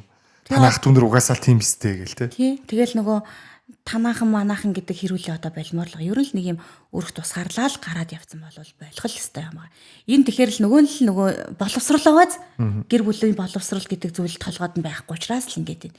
Бидний аав ээж салж нийлэл яваад исэн учраас бид нар ч гэсэн салж нийлэл яваал бидний хүүхдүүд ч гэсэн магадгүй салж нийлэл явна шүү дээ. Яг үнэ. Тийм. Нэстэг чи ялч ярих сэдв мөн баха энэ яг айл талдаа л бид нар сэтгэл зүгээл бэлдэж өгөөд байгаа юм шиг дүүднэлстэй яг л тийг санагд. Би одоо ингээд хүмүүс намайг содж шууд энэ нэг чапак одоо нэг ч үнтэй жил амьдарч үзээгүй юм чи юу яриад байгаа юм болоо гэд. Би ингээд эргэн тойрондоо болж байгаа найз нөхөд за бүр миний ээж аав тохиолж исэн зүйлүүдийг л ярьж байгаа шүү. Тэгээд хавхынч тохиолж магадгүй л те. Тэгээ ер нь нөгөө нэг бүх зүйлийг хүн туулж үзчихэж мэднэ гэсэн ойлголт байхгүй шүү дээ. Тийм биз дээ. Хүн тэр уцыг давах гэж алхаж байгаад унах юм бол бид нар тойрол гарна үсттэй. Тэрнтэй адилхан тэгээд заавал нэг хүн унтсан байж тээ. Тийм унтсан үнийг харсан юм чинь. Тэгэхээр бид нар заавалчгүй тэр нэг зовлон гүцсэн байгаад хүнтэй сууж амьдэрсэн байгаад тэрийг мэддэг гэсэн ойлголт биш байхгүй. Бид нар ингээл нийгмийн одоо аль ч салбараас яаж ч бол яаж бүхэл төрлийн мэдээллийг кейсүүдийг бүр өчнөө нөрнөл харж шít. Facebook дээр ч гэсэн за энэ авгаатайгаа ярилцчихтэй, энэ нөхөртөөгөө ярилцчихтэй ийм юм оруулж ийн гэл хараа сууж шít тий. Тэгэхээр ингээд энэ олон талын мэдлэгтэй байна гэдэг бас чиний хувьд айгуу даваа шүү. Яг юм залуу хүүхдүүд үжиж чи ингээд яг нэг юм чухал сэдвийг гаргаж ирээд чухал асуулт асуугаад байгаа байхгүй юу? За одоо тэгвэл чи бас нэг яг миний хувьд чухал гэж магадгүй гэж хаашгүй чи. Одоо нэг юм байгаад байна бас. Хоёр хос хэрэлтлээ шууд хоёр талдаа лайв гэдэг хэлж байна. Тэгээд өөрсдийн талынхны фракцийг босгоол. Өөрсдийгөө өмөрүүлэх гэдэг юм уу? Яах гэдэг юм дүүнээс сайн ойлгоогүй. Тэгээ би бинийхэн булхаа ингээл сошиалоор амар дэлгээл дөнгөж сая яг манай подкастт орж исэн залуу хүртэл яг сая нэг юм боллоо энэ. Чи өстө намайг араар дэвтэ чи намайг тэгдэг. Би чам тийм үнэтэй машин авч өгсөн гэл. Яг ийм л юм боллоо л тэ. Яг ингээд хэрэлдээд байгаа бол асуудлаа мэдээж ярилц шийтгэн зүйл хальтай. Тэгээ нөгөө талаараа ингэж хэрэлдээд дахиад нөгөө нэг нийгэмд сэтгэл зүгийг бэлдэж өгөөд байгаа юм шиг надад санагдаад байна. Одоо чиний нэмэгдээд ингээл мөн ирчүүдтэй дандаа л бидний ингээд зодож нүддэг согтуу орж ирээ ингээд араар тавьдаг те эмэгтэйчүүд болохоор чи өстө намайг гардгүй чи намайг найзтай байдаг гэл яг хоёр талт тийм ирүүлээ те. Өө манайхан чи сайхан өмөр хоёр талаас нь зүгээр. Наста навчнууд бүгдээрээ л тэгдэг. Өө өстө эргэтэн угаасаа л ингээд эмэгтэйний болохоор бид нар зэн ингэх хэрэгтэй гээл те. Тэгэл ингэж өмөрж байгаа хүн болгоно л нөгөө л нэг эргэтэн үнийг буцаагаал муу эмэгтэй үнийг буцаагаал ингээл сэтгэл зүйтэй бэлдээл эргэтэн угаас юм бэ, тэгтээ эмэгтэн угаас юм бэ, тэгтээ гэдэг ч юм уу. Ингэж бэлдээд байгаа юм санагдаад байгаа. Тий. Наад хүмүүс ч ерөөсө бүгдөө хүүхэд насны гажуудалтай, хүүхэд насны драматай. Тэгээ хохирогчийн сэтгэл зүйтэй хүмүүс байгаа. Бүгдээрээ. тий. Би хохирогч гэдэг зүйлийг л мэддэх гэдэг чинь нийгэмд тий. Ер нь бол би хохирчод байгаа шүү. Энэ хүн намайг хохироочод байгаа шүү гэдэг чинь өөрийгөө хамгаалах механизмууд нь л ажиллаад байгаа юм. Ерөөсөл өөрийгөө өрөвдүүлэх гэж. Тий, өөрийгөө л өрөвдүүлээд тэр хүний буруу болгоод дуусгаад л өөрийгөө л өмөрөөд хамгаалах механизм байл ажиллаад байгаа хүмүүс. Нөгөө талаар бас ингэж хараад байгаа чи. Би магадгүй яг нь жоон бахтай ингээд аав ээжтэй ярилцдаг имерхүүл хүүхд байсан л да тий. Тэгмүүд одоо бол би тэгж чадахгүй хаа. Ингээд яаж мулцсан гэсэн ингэж лайм миний бол зориг хүрэхгүй байх. Тийм болохоор нөгөө нэг гэр бүлийн хүмүүжил гэдэг зүйл шиг ээж аавтайгаа ярилцдаггүй байсан ч юм уу эсвэл ингэж асуудлуудаа ингэж хамтдаа ярилцсууж чаддаггүй байсан хүмүүс л тэгдэггүй. Магадгүй. Тийм баг шүү тий. Асуудлаа ярилцаж чаддаггүй. Тэгээд нөгөө нэг хаана хинт хандаад уур бухимдлаа гаргах уу яах уу гэдгээ мэдэхгүй яг нэг юм тухайн үеийн сэтгэл хөдлөлөөр тийм зүйлсүүд болоод идэм болов. Тэгээд бас магадгүй жоох нөгөө нэг олонний танил манд болоод ирэхээр бас тэгээд идэм болов. Бас тэр бас нөлөөлж магадгүй. Нөлөөлж байгаа бах тий. Тэгэл нөгөө муу нэртэй үлдэхгүй, булхаагаад дэлгэхгүй, нөгөө хүнэл буруутгаад лавж үлдэх гээд байгаа нөгөө өөрийгөө л хамгаалж байгаа юм бол болоод байна л да. Гэхдээ бас яг ингэж лайв хийх нь бас зүг гэдэгтэр л би бас таньс юм асуумаар байгаа. Одоо чинь 1000 хохирох болсон байсан ч гэсэн тий. Магадгүй шүү нөгөө нөхөр нь байнга л өөрөө очиод зодч нүдэл харьтар суугаад байвал хэцүү л байх л та. Гэхдээ энийг заавал сошиал дэлгэхгүйгээр хуулийн байгууллага тандаад ч юм эсвэл сэтгэл зүйчдэр очиод ямар нэг арга хэмжээ авч болно сте. Болно штэ. Тэгэл яг үдэ нөгөө нэг мөрөөдө тоглоом донтолт гэдэгтэл адилхан бас нэг талтай эн чин донтож байгаа л зүйл байхгүй. Тэгээ хамаг булгаагаад хэлгээл ингээл олон нийтийн сүлжээгээр ингэнэ гэдэг чи одоо нийгэм цаг үеэ дагж байгаа юм болов. Тэгээ магадгүй эн чин нөгөө нэг төрөний хэлдэгж байгаа чи яг л адилхан л та нийгэмд маш буруу зүйлийг ингэж дэлгэрүүлж байгаа байхгүй. Тэ эн чинь ингээл хинээс ихэлсэн бол мэдэгж байгаа шүү дээ хэдхэн жилийн өмнө те манай Монголын хинээс ихэллээ те. Тийм тэрнээс хойш ингээл сэвчлээ шүү дээ те нэг жоохон нэр хүндтэй болоод ирэнгүүт лайваар хэрэлдээл хоёр талд ингээл нэг нэгнийхээ булааг дэлгээл ухамсарын л асуудал шүү дээ ер нь бол тийм биз дээ. Энийг бас жоохон болчмоо л. Болмоор байгаа байхгүй хинт хэрэгтэй. Одоо сэтгэл зүйч тандаад хуулийн байгуулалт тандаад энэ шийдэх асуулт боломж зөндөө байгаа шүү дээ. Байлгүй яадгийн байна шүү дээ. Тэгэхээр л нөгөө нэг нөө сошиал донтох. Тийм, сошиалд донтох, бусдын анхаарлыг өөр дөрөө төвлөрүүлэх, өөрийгөө хамгаалуулах, би буруугүй шүү гэдгээл батлах гэдэг. Ер нь бол жоохон асуудалтай нотой хүмүүс л ер нь тийм зүйлийг хийдэг штэ. Олон жишээн дээрээс хараад байхад тий. Энд гэхдээ бүр чи Монголд ингэ бүр вайрал болчлаа тий. Харин тий. Тэнгүүт нөгөөдгийн хүмүүс амар үздэг. Амар ингээ хохирчин сэтгэл зүгийн одоо эгог нь тижээдэг тий. Энэ бүр яг асуудал болчлаа. Тэгэхээр л нөгөө нэг манай эмгтээчүүд маань эрэгтэй өнөр юу яах вэ гэдгээл гүүг нь бас бэлдээл байгаа юм болоо л. Тий, залуу үедээ бид нар маш муу үлгэр дуурайллыг үзүүлж байгаа байхгүй юу? Ер нь бол одоо хинд итгэж хүнтэй суух юм бэ? Хүнтэй суучвал инх юм байна, тэх юм байна, тэх юм байна. Манай шүүхийн байгууллагад ажиллаж байгаа залуу хүмүүс бол бараг хүнтэй суухгүй дээ. Тийм үү? Тий, шүүхтэр ямар заваа кейсүүд өргөдлөөд ирж байгаа байлээ. Тэр болыг болгоныг хараад сууж байгаа дөнгөж ихтэй сургуулаа төгссөн хүүхдүүд л шүүхийн байгууллагад ажиллаж байгаа шүү дээ тий. Нарийн бичиг туслах гээл энэ юмнууд дээр байгаа хүүхдүүд өргөдөл хүлээж авч байгаа. Тэгэхээр заваа юм орж ирнэ. Бид нар энэ хойч үедээ залуучуудаа муул үлгэр дуурайлал үзүүлж байна. Харин яг тийм чинь тий. За хоёулынгийн өндөр бас ярилцлага аюу гой чөлөөтэй болж шүү тий. Хоёулаа сайхан кейс тавиад ярилцж чинь. Дүүн сүлд нэг ийм юм харлаа. Би одоо өөрөө явъя гэж бодчих. Яна би энийг хэлчихлээ. Их чи нэг ийм юм байна. Speed date гэдэг ч юм уу те. Би тэгтээ яг би үнэхээр л явъя гэж бодож байгаа юм түргэн болцоо гэдэг нэг юм байдаг юм байна. Ингээ хүмүүс ингээд нэг юм 5 минут ингээд хоорондоо ярилцаал. Тэгээ шууд ингээд солигдоо сууж байгаа болцож болтой зөө. Энэ ингээд л сингл залуучууд очих юм байна. 5 минут ярилцаал. Тэгэл таалагчийн үйл үргэлжлүүлээ ярилцж болно. Таалагдахгүй л чи надад сууж юм ярилцгуу гэл ингэж гоё ярилцдаг. Энэ бүр надад бүр амар таалагдаад байгаа байхгүй юу? Санаад таарч юу таарахгүй бол би дараагийн үнд очисуулаа шүү гэл явцдаг тийм үү те. Ийм юм одоо болоод эхэлсэн байгаа юм байна. За. Тэнгүүд тэнд ингээ ярилцаад анхны мэдтгүүнээ аваад би нэг ойлгоод таалагдвал ингээл улам ингээ цаашдаа ингээ тавих гүүрийн тэр газар хийж гэж байгаа байхгүй юу? Залуучууд нийлэл. Тэрээс надад аюу зүгээр юм шиг санагдлаа. Тэнгүүд одоо та бол энийг сайн мэдчих. Нэг бааранд ороод шүн ч юм уу те. Гэт одоо манай залуучууд л ярьдаг юм да. Энэ охиныг би чихтэй. Тэгээ будалд ороод хоноод маргааш гуйдүүд өдөр нь уулздаг болоод тэгээ ингэ суудсан гэр бүлүүд маш олон л баг.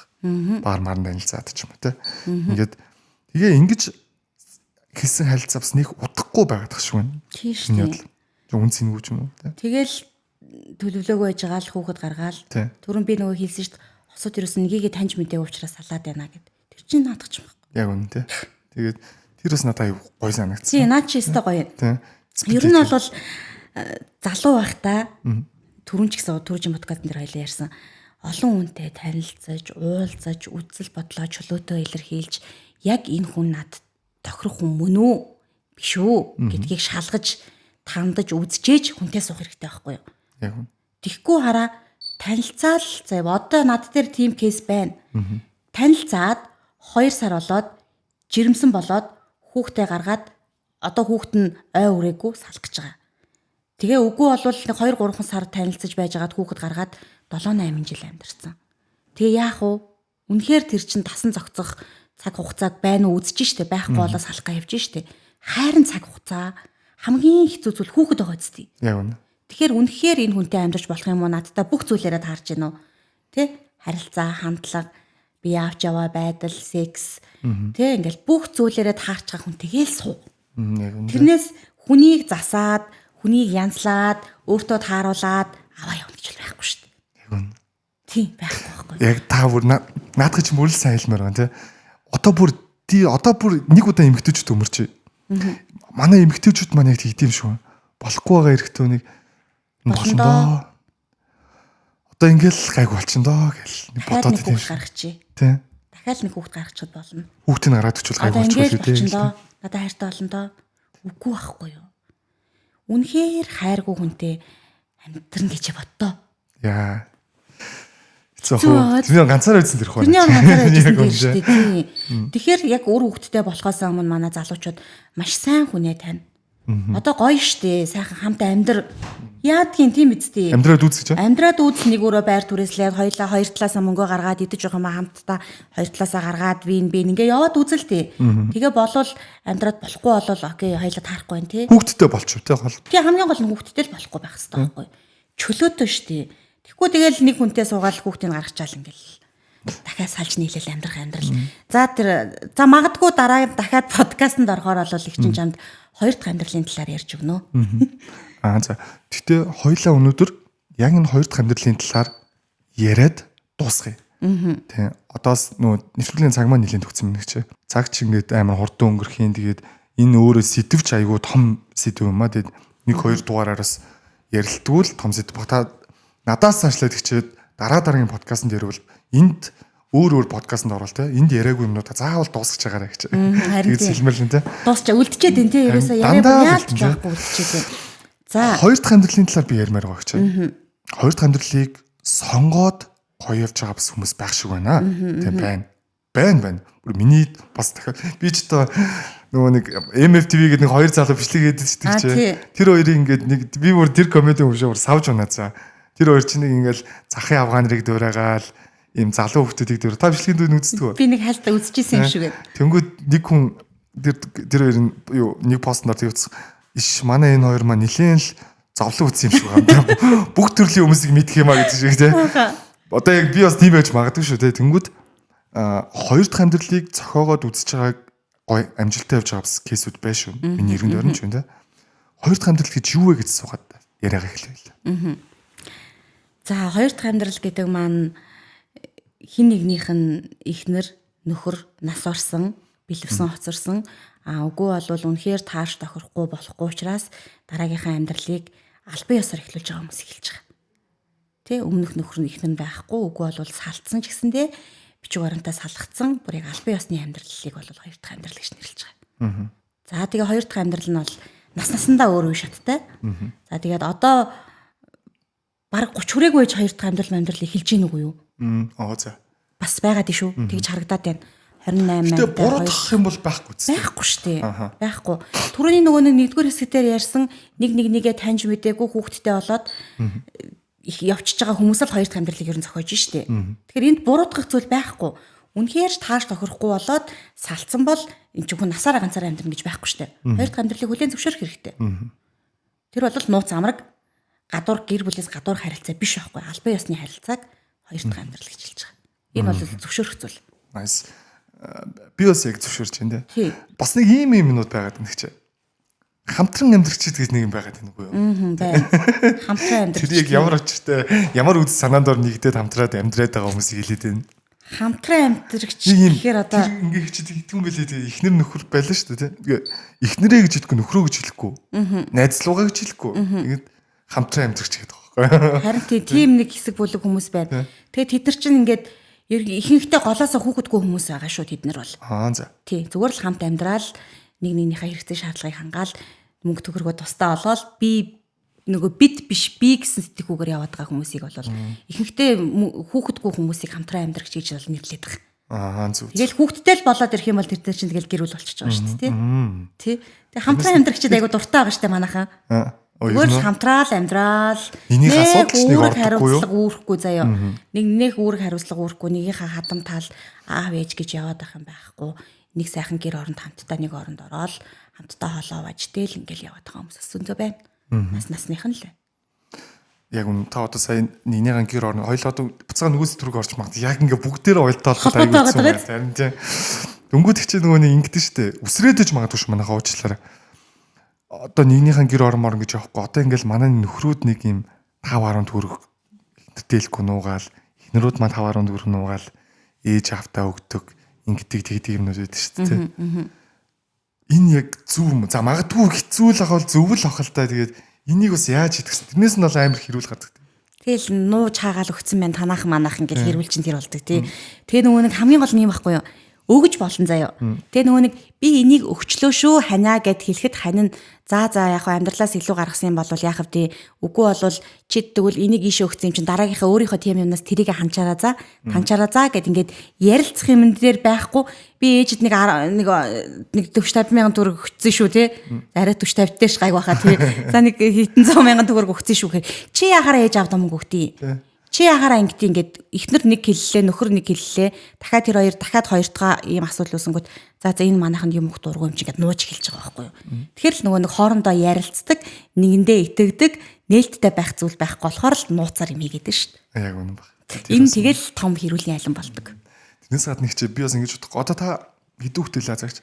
Манайх ч 5 хүүхдтэй шүү. Би бас ингэж боддог байхгүй их чи. Хүүхдүүдийг өсгөөд өгсөн л бол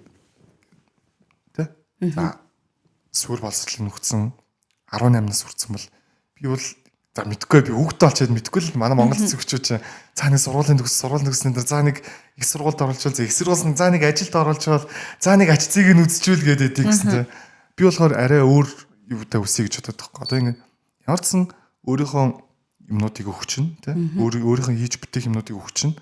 Тэгээд би хүүхдүүдтэй аль болох надаас хараад бас байх гэж хичээнэ. Тэгээд би өөрийнхөө аз жаргалыг эдлэе гэж боддог байхгүй. Тэгээд чинь би өөрөө ингээ гоё одоо би яг ингээд юм сая л би нэг амд явж үзэхтэл нэг юм гоё юмнууд мэдлээ одоо ирчүүд нилээд гоё юм автоспорт сонирхдаг юм байна. Уул молны ямар гоё юм бэ. Ирчүүд чинь нилээд тэгж сууж муухаараа. Тэгээд нэг ан гэдэг оловчиг ан гэдэг чинь ингээ зүгээр нэг хүмүүс чи аригдчих юм дуудаг биш юм байна. Тэнд утсан нэг ч хүн ариг уудаг юм байна.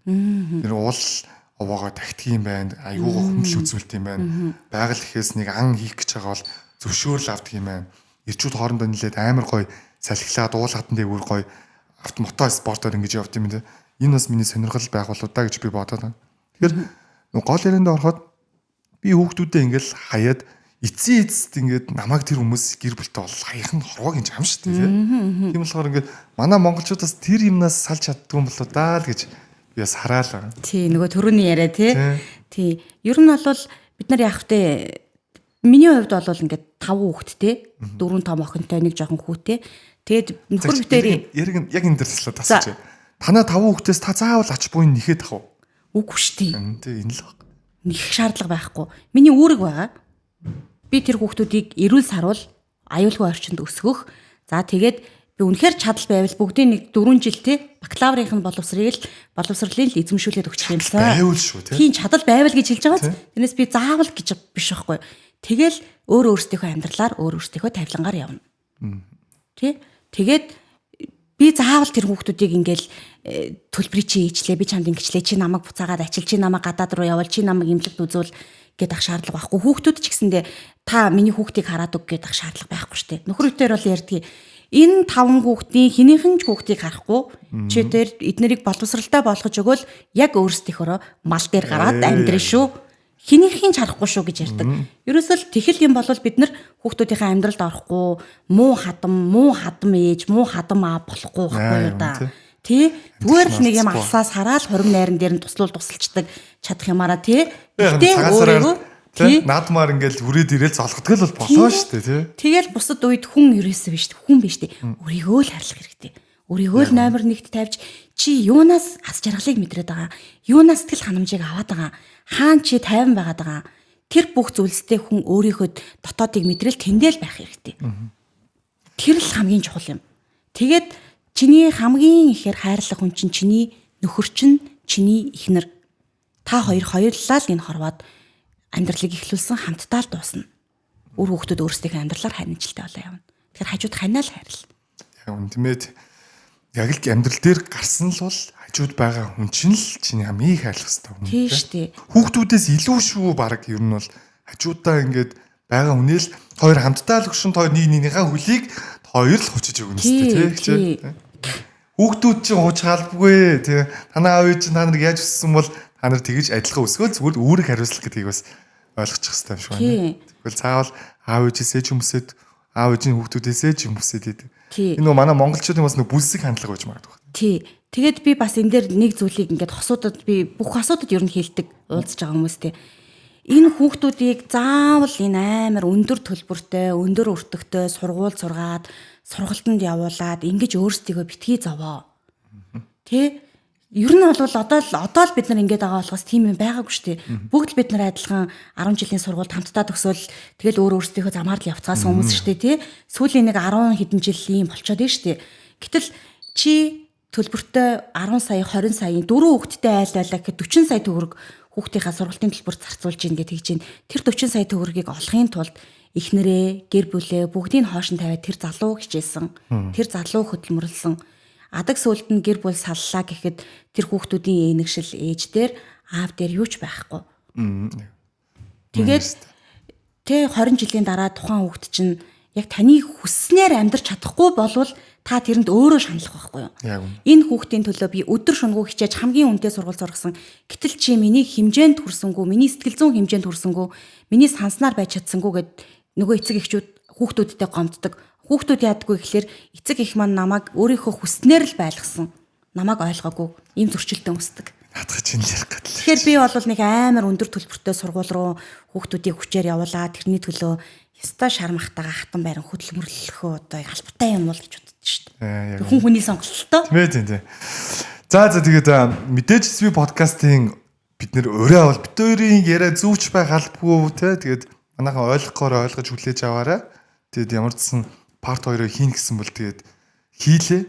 Мэдээж ч таацсан мэдж байгаа нэг нэвтрүүлгийн төсөл хэсгийг зочиндоо үлдээдэг тийм ээ. Тийм л гарч хоёр тудаага ирж байгаа анхны зочин маань одоо нэг 30 гаруй зочин ирснээс те.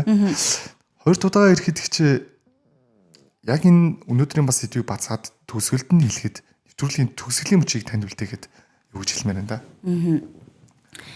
Хоёр тудаага ирэхээр гоё байна. Тий тэгээд их гоё юм таньдаг. Тий бүр нэг бүр тий ингээд цагаасаа хоцорч орж ирсэн хэрнээ нэг юм айж байхгүй тий. Тийм тухта таатай мэдрэмж төрж ийн тэгээд дахиад урьсанд маш их баярлаа. Тэгээд ер нь бол хосын боловсрол, хосын харилцаа гэдэг зүйл дээр хосууд маань анхаараач. Энэ дээр ярилцаач. Нэгэнт л сайн сайхан гэр бүл болно гэж хамтдаа амьдралыг эхлүүлж өөр хүүхдтэй болчоод салж сарнах зүйлийг битгий бодооч гэдэг зүйлийг уриалдаг. Гэхдээ салалт болгон бас буруу байдаг юм аа. Үнэхээр та сэтгэл санаа нийлэхгүй байгаа, аз жаргалыг мэдэрч чадахгүй байгаа, сэтгэл санаа бие махбодын хүчирхийлэлт өртөөд байгаа бол мэдээж салах нь зөв. Тэ? Гэхдээ хамгийн гол нь хүн та өөрийгөө л номер 1-т тавьж, өөртөө хайртай байж, өөрийнхөө сэтгэл зүг эрүүл байлгаж, өөрөө өөртөө л анхаар. Тэгээд дараа нь хажуудах хандаа анхаар. Тэгэхэд л амьдрал сайхан болно доо. Тэгэл болж өгвөл айл гэр бүл болгон илэг бүтэн байгаасай л гэж хүсэж байна. Айс тэгээд шинэ оны босгон дээр бас сайхан үг хэлээд дуусгая тий хоёлаа. За тэгээд SU подкастын бас энэ дугаар энэ түрээд өндөрлөлөө манайхаа мэдээж битээр яг энэ манайхаа утгаа төгжрөл гэдэг зүйл шиг асуудал болоод байгаа сэдв шиг нэг их яригдүүлсэн одоо гэр бүлийн асуудал, хосын харилцааны талаар манайхаа бид нэр ярих ёстой сэдв шүү. Энэ талаар бас дуурж байгаа азаагч хүчтэй дуурж байгаа танд бас маш их баярлалаа. Цаашаа дуурсаар л байгаа гэж бити зөксөрөө гэж хүсмээр байна. Хувийнхаа зүгээс. Дуурнаа. Таны ингээд зүгээр л уцаараа гоё хийж байгаа бичлэгүүдсэн маш олон хүнд урам зориг те янз бүрийн өгж байгаа шүү. Магадгүй одоо цэцэг чи би ирээдүйд суух эмэгтэй хүнтэйгээ наазахын ангашдны мэдлэгтэй дархлаатай болсон байгаа шүү. Энэ алганыг өгсөнд баярлалаа гэж хэлмээр байна те. Тэгээд SV podcast энэ удаагийн дугаар энэ өрөөд өндөрлөлөө манайхаа. Тэгээд ямар ч гэсэн бид хоёр амлсан ёсороо та бүхнээс зарим зүйл хүлээжсэн байж магадгүй 2 дугаар дугаараа хийлээ. Магадгүй бид нөр нэг 3 жилийн дараа ч юм уу 3 дугаар дугаараа хийх бах. Тэгээд тэр үед бас бид хоёр санаа бодол арай өөрчлөгдсөн ч биш магадгүй те. Тэгээд удахгүй бас тэр мөч ирэн мах гэж найдаж байна. Тэгээд энэ дугаарыг энэ үрээд өндөрлөе гэж. Тэгээд юу вэ хоёлоо ч өнөөдөр бүр юугаач ивент хийчих мэдчихэж хэлээ байна. Батарсан. Одоо ярина. За одоо юу яана азаагч. Одоо ингэ та шууд ингэж би танд өгөхгүй гардуулахгүйгээр та шууд гоё нэг нь гаргаж ирээд бүтээгдэхүүн тайлбарлаа өөрөө бэлэг авчих. Тийм шүү. Би нөгөө нэг түрүүнд нь авсан шүү дээ тий. Би ч одоо авсан болохоор айгуу сайн мэдчихэж байгаа байхгүй юу. За энэ будаа байгаа. За. Энэ 2 килийн савлгаатай юм байлээ. 2.5 юм байна. Тэгээд агшаахаар айгуу гоё ширхгээрээ салдаг. Гоё амттай юм байлээ. За тэгээд нөгөө ямар ч сахарын орц. Өө энэ ч арай өөр жимсэн шүү дээ. Наач мандрин. Тийм байна. Түрүүнд нь би нөгөө мангог авсан шүү дээ. Зөв. Маш гоё амттай байсан. Сахар ороогүй юм байлаа. Манай хадам ээж нөгөө сахарын өвчтэй. Тийм болохоор энэ авсан бэлгнүүдээ бүгдийг нь ээжтэй авчиж өгнө. За. Тэгээ энэ бас компот байна тий. Энд өмнө нь ямар компот гэсэн бэ?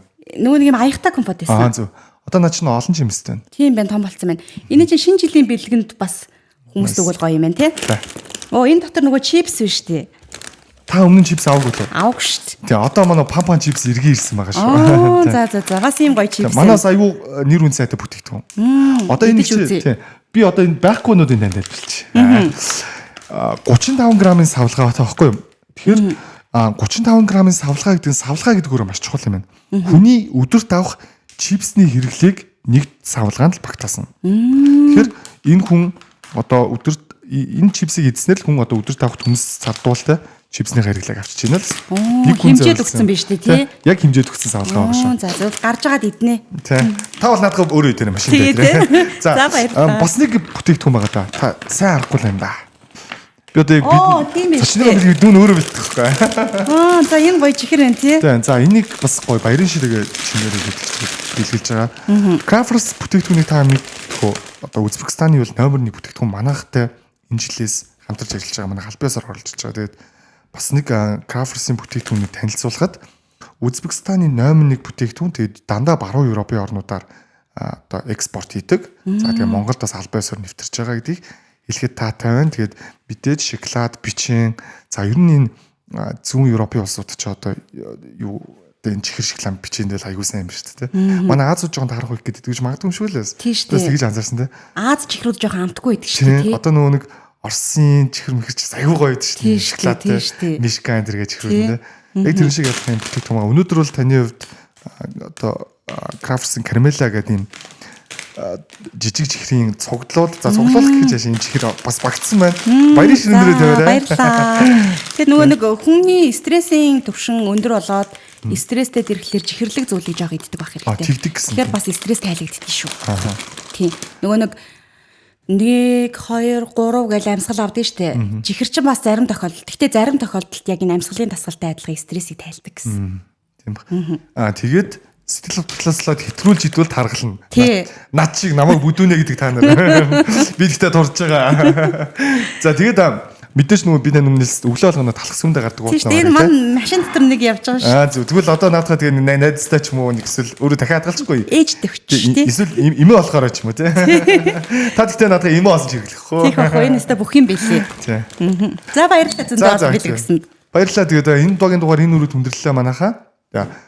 Powered by Sweet Races компани, Sweet brand. Тэгээд Sweet brand-аас удахгүй 26 онд Tux brand. За тэгээд уучлаарай согтуурлах ундааны Харбин брэнд ч юм уу те орж ирж байгаа. Ирээсэнээс те Tux брэнд үгээд ахуун барааны хэрэгсэл одоо бүр ийм юм байт юм. Би бүр сая л мэдлээ одоо брэндээ судалж үзчихсэн.